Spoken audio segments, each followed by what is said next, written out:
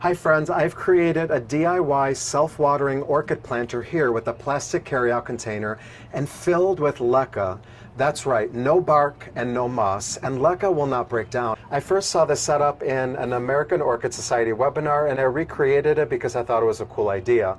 I simply took this plastic carryout container and drilled 3 holes about 1 inch from the bottom. 1, 2, and 3. And all you have to do is add some water, and the holes on the side prevent you from adding too much water so that the orchid's roots are not submerged.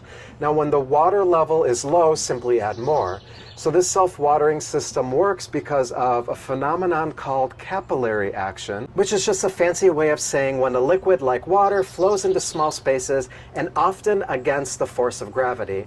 So these LECA balls have a lot of air pockets in them where water can flow in. So by keeping water at the bottom of the container, it actually will force the water up through all of the LECA throughout the container because of capillary action. So let me show you now how I made it. Soak the LECA or lightweight expanded clay aggregate in water for a few hours or overnight to remove dust and impurities and to get it primed for capillary action. I'm going to use this orchid and I'm removing all of the sphagnum moss, and then I'm trimming off any dead roots like this. And here I'm testing the pot to make sure it's a good fit. This setup is much easier to work with if you don't have a ton of roots on the plant because it'll make it easier to fill the pot with LECA like I'm doing here.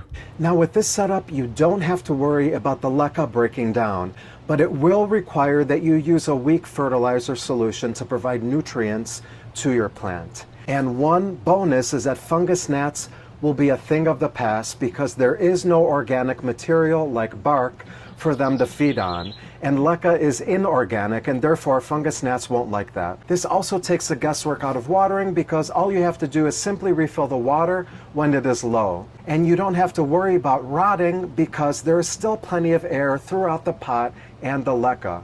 Here is a similar setup that I made several months ago, but this one is in a glass vase and there are no holes at the bottom at all. So I'm very careful about the amount of water that I add, but it's a similar idea from what I showed you, and it's been doing really well, except I don't have abundant blooming. I just had 1 flower in this one because there simply isn't enough light in the current location, so I'm going to move this to a brighter spot right after this video. Now, this may not be the most aesthetically pleasing setup. You can also take a nice ceramic pot like this one, with no holes at the bottom, just so it protects your furniture, and then just simply slip it in like that.